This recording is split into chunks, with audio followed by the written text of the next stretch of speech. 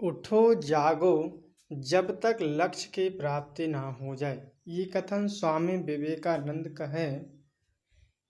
तो इस कथन को हम एक अपने एग्जाम के माध्यम से समझेंगे। तो नमस्कार दोस्तों, मेरा नाम पुष्पराज सिंह है। आज हम भारत का प्राचीन एवं मध्यकालीन इतिहास के 3 मार्कर के प्रश्नों पर प्रैक्टिस सेट करेंगे। तो चलिए हम एग्जाम के माध्यम से समझते हैं इस एग्जाम्पल को कि उठो जागो। इसका अर्थ ये है कि आपने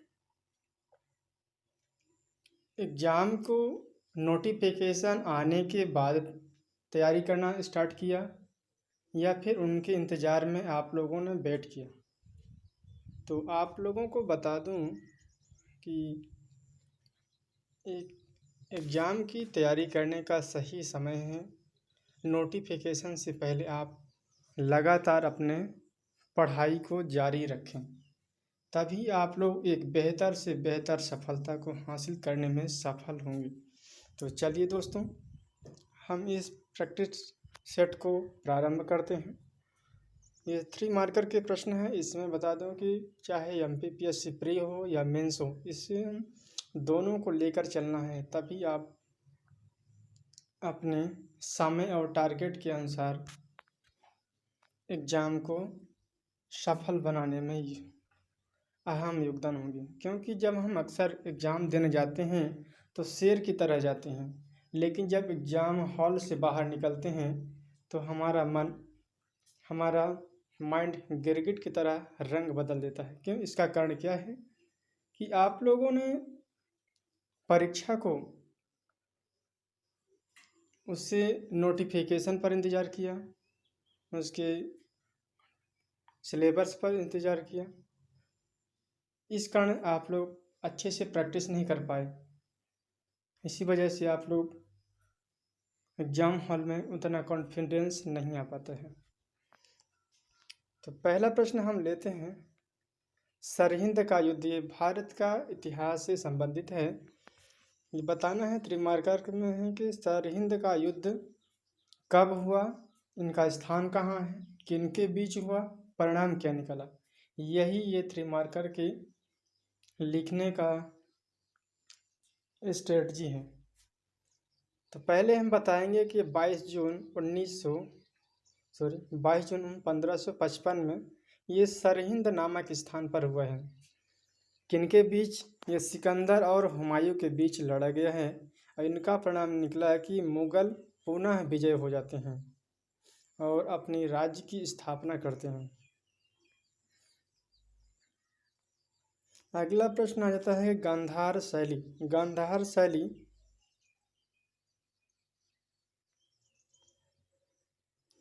यूनानी प्रभाव पश्चिमोत्तर प्रदेश यानी मूर्तिकला से संबंधित है। मूर्तिकला से संबंधित एक नवीन शैली है। उदय जो कि कुषाण काल में किया गया है। इनका प्रमुख केंद्र है तक्षशिला है, कपीसा है, पुष्य कलावती। बौद्ध मूर्तियां स्लेटी पत्थरों का इस्तेमाल किया गया है। शिल्पा कादिरम, यह तीसरा प्रश्न है। ये तमिल साहित्य की प्रथम महाकाव्य के रूप में माना जाता है। इनका शाब्दिक अर्थ है नूपुर या पायल की कहानी। इनका रचना चोल वंशी शासक सेन गुटुवन इलांगो आदिगल में महाकाव्य नायक व नायिका के बारे में वर्णन किया गया है। चौथा प्रश्न हमारा है रामानुजनाचार्य। आप लोगों ने रामानुजन के बारे में अच्छे से समझा होगा कि हमारे इंडियन इतिहास में या फिर सामाजिक दृष्टि से देखें तो रामानुजन बहुत ही महान और प्रसिद्ध लेखक के रूप में जाने जाते हैं। ये वेदांत विशिष्टाद्वैतवाद के शाखा के मुख्य प्रवर्तक माने जाते हैं। महत्वपूर्ण लेखक में वेदांत सूत्र, श्री भाष्य, भागवत गीता की महत्वपूर्ण लेखन का कार्य किया गया है। इन्होंने कहा है कि वसुधैव कुटुंबकम विचार रखते, यानी अपने कुटुंब का अच्छे से ध्यानपूर्वक और उनका पालन पोषण, उनकी शिक्षा, उनके विकास आगे के स्तर पर ध्यान देना आवश्यक है।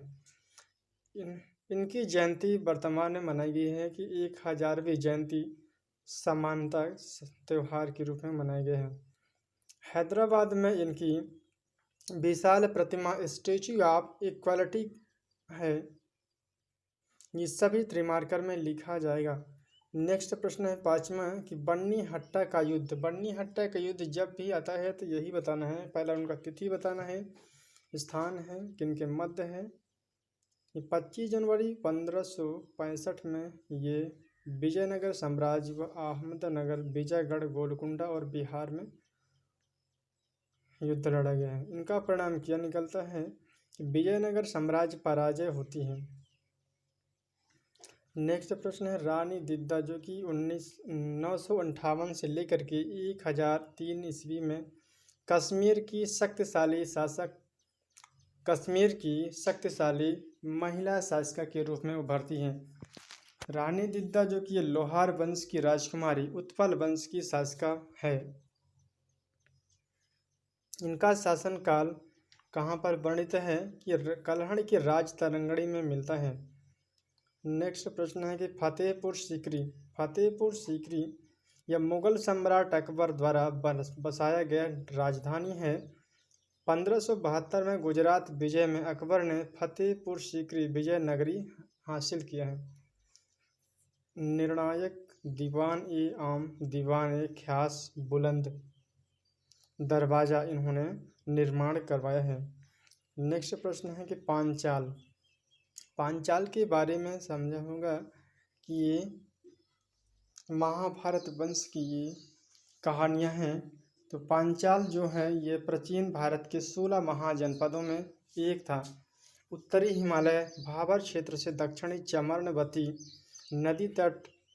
नदी उत्तरी तट बीच मैदान तक विस्तृत है। उत्तरी राजधानी अहिच्छत्र दक्षिणी कापिल्य तक विस्तृत है। अब हम त्रिपिटक के बारे में चर्चा करेंगे कि त्रिपिटक जो कि हमारे बौद्ध धर्म में बहुत ही प्रचलित नियम है। त्रिपिटक के माध्यम में बौद्ध धर्म में बताया गया कि बौद्ध दर्शन की आधारशिला 3 भागों में विभाजित किया गया है। एक तो विनय पिटक है, जिसे हम आचार ग्रंथ संबंधी जानकारियाँ यहाँ से प्राप्त होती हैं। दूसरा है सुत्त पिटक, यह बुद्ध के उपदेश के बारे में बताया गया है। अभिधम्म पिटक जिसे हम दार्शनिक विवेचना के विषय में वर्णित किया गया है। नेक्स्ट प्रश्न है कि अष्टांगिक मार्ग, ये भी बौद्ध धर्म से संबंधित है कि यदि आप बौद्ध धर्म को अपनाते हैं तो उन्हें कौन कौन से नियम रूल है उससे आप फॉलो कर सकते हैं और अपने जीवन को एक अच्छा मार्गदर्शक के रूप में आगे की ओर अग्रसर करते हैं। तो बौद्ध धर्म से संबंधित सिद्धांत है। इनका नियम है कि सम्यक दृष्टि, सम्यक संकल्प, सम्यक कर्मांत, सम्यक आजीव, सम्यक व्यायाम और सम्यक समाधि, ये है। नेक्स्ट प्रश्न है कि कालाशोक जो कि हमारे इंडियन इतिहास में बहुत ही रोल प्ले रूलर हैं। ये हैं शिशुनाग वंश के शासक माने जाते हैं कालाशोक। इनकी राजधानी वैशाली से पाटलिपुत्र स्थानांतरित कर। ये बहुत ही ज़्यादा इम्पोर्टेंट प्रश्न है कि किस राजा ने राजधानी वैशाली से पाटलिपुत्र स्थानांतरित किया है। तो यहाँ पर कालाशोक के समय ही इन्होंने ही वैशाली से पाटलिपुत्र स्थानांतरित करते हैं। और एक प्रश्न ये बनता है कि इन्हीं के कार्यकाल में द्वितीय बौद्ध संगीत का आयोजन किया जाता है। आरण्यक, ये बहुत ही ज़्यादा इम्पोर्टेंट प्रश्न है, पीएससी में आया हुआ प्रश्न है, चाहे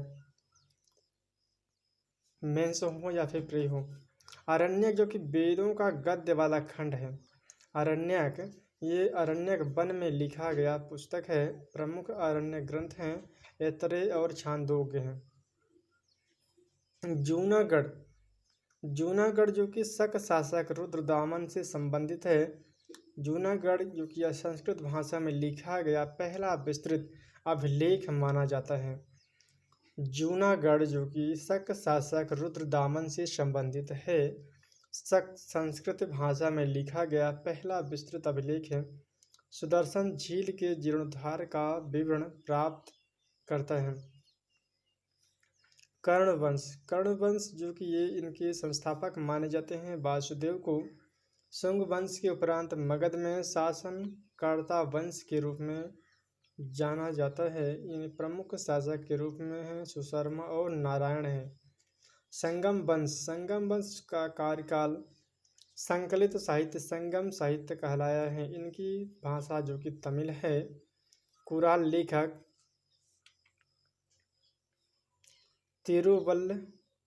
तिरुवल्लुर प्रमुख इनके उदाहरण हैं। होयसल वंश जो कि ये इनके संस्थापक हैं। होयसल वंश के विष्णुवर्धन होयसल वंश के संस्थापक माने जाते हैं विष्णुवर्धन। दक्षिण भारत का प्रमुख राजवंश है। इनकी राजधानी द्वार समुद्र है। होयसल वंश यादव वंश की एक शाखा के रूप में मानी जाती है। अगला क्वेश्चन आ जाता है मिहिर भोज। ये भी 3 मार्कर के प्रश्न हैं। आज के वीडियो में पूरा का पूरा 3 मार्कर के प्रश्नों को प्रैक्टिस करेंगे। तो गुर्जर प्रतिहार वंश का शासक माना जाता है मिहिर भोज को। इनकी राजधानी कन्नौज में है। एक ग्वालियर में स्थित तेली के मंदिर का निर्माण करवाया है। मिहिर भोज राजा जो हैं ये गुर्जर प्रतिहार वंश से संबंधित हैं। इनकी राजधानी कन्नौज है और ये हमारे मध्य प्रदेश में ग्वालियर में स्थित तेली के मंदिर का निर्माण करवाते हैं। नेक्स्ट प्रश्न है एलोह अभिलेख इनकी रचना करते हैं रवि कीर्त। हर्ष व पुलकेशिन द्वितीय के युद्ध का वर्णन किया गया है। इस अभिलेख में हर्षवर्धन और पुलकेशिन द्वितीय के युद्धों का वर्णन किया गया है। यह प्रशस्ति संस्कृत भाषा में लिखी गई है। अगला प्रश्न है आमिर ए कोही ये दिल्ली सल्तनत के तहत महत्वपूर्ण विभाग है। इनकी स्थापना मोहम्मद बिन तुगलक ने किया है। इनका कार्य क्या है कि कृषि भूमि का विस्तार व सुधार करना है। आमिर ए कोही दिल्ली सल्तनत के तहत महत्वपूर्ण विभाग है। इनकी स्थापना मोहम्मद बिन तुगलक ने किया है। इनका कार्य है कृषि भूमि का विस्तार व सुधार करना है। अगला प्रश्न है चचनामा जो कि हमारे इंडियन इतिहास में बहुत ही प्रसिद्ध पुस्तक है। अरबी भाषा में लिखा गया ग्रंथ है। लेखक हैं अली अहमद हैं। अरबों द्वारा सिंध विजय का वर्णन किया गया है।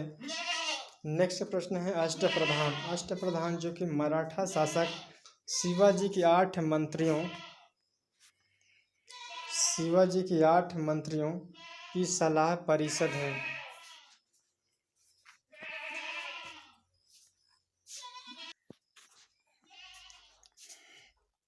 हाँ, तो बात कर रहे थे अष्टप्रधान ये मराठा शासक शिवाजी की 8 मंत्रियों की सलाह परिषद है। इनके शासन कार्यों को सुचारू व संचालित करना प्रमुख कार्य है। पेशवा मत व वाक्यान विसुमंत प्रमुख पद हैं इनके शासन काल में। नेक्स्ट प्रश्न है दीन ए इलाही जो कि सहिष्णुता पर आधारित मुगल कालीन धार्मिक सिद्धांत है। इनकी स्थापना 1582 में अकबर के द्वारा किया गया है। अबुल फजल एवं बीरबल और फौजी द्वारा स्वीकार किया गया है।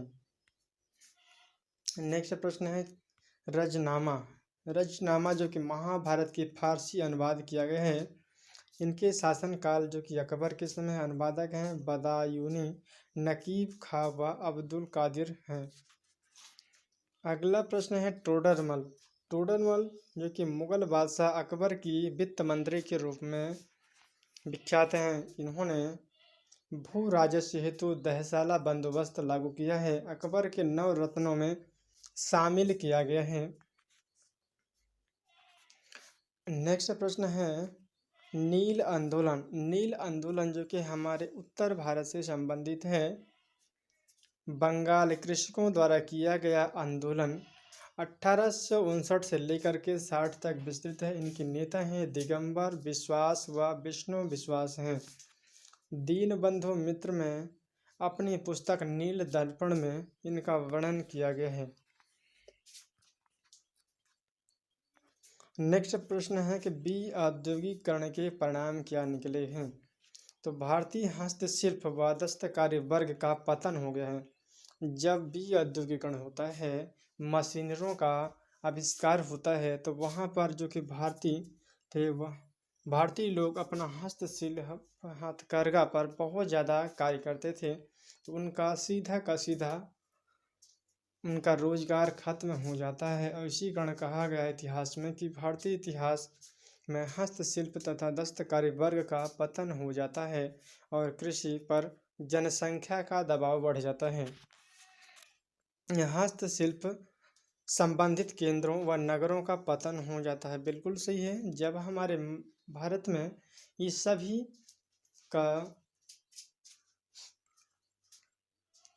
सभी कार्यों का काम जो है मशीनरी के माध्यम से होने लगा, तो हमारे ग्रामीण इंडियन के लोगों के ये सभी रोजगार बंद हो जाते हैं। उनके बंद होने की वजह से कृषि पर बहुत ज़्यादा दबाव पड़ता है और केंद्र हो चाहे नगर हो, ये सभी दोनों का पतन होने लगता है। और लास्ट प्रश्न है आज का कि poverty and un British rule in India के लेखक कौन हैं? Poverty and un British rule in India के लेखक कौन हैं? तो इनके लेखक हैं उपरोक्त में से दादा भाई नौरोजी हैं। इन्होंने सबसे पहले बताया है। धन निष्कासन की अवधारणा के बारे में प्रस्तुत किया है। तो इस प्रकार आज का वीडियो कैसा रहा आप लोग कमेंट बॉक्स में ज़रूर बताएं, क्योंकि जब तक आप लोग फीडबैक नहीं देते हैं तो उससे हमें कोई भी जानकारियाँ नहीं मिलती है कि हम आगे की क्लास कैसे लें और किस प्रकार लें। तो आप सभी दोस्तों के लिए रिक्वेस्ट है कि आप लोग ज़्यादा से ज़्यादा शेयर करें, सब्सक्राइब करें और इस चैनल में जुड़ें, जिससे आप लोगों को एक सही मार्गदर्शन और अपने एग्ज़ाम को टारगेट करने में सफल बने। चलिए दोस्तों, फिर नेक्स्ट वीडियो में मिलेंगे। Thank you, all the best.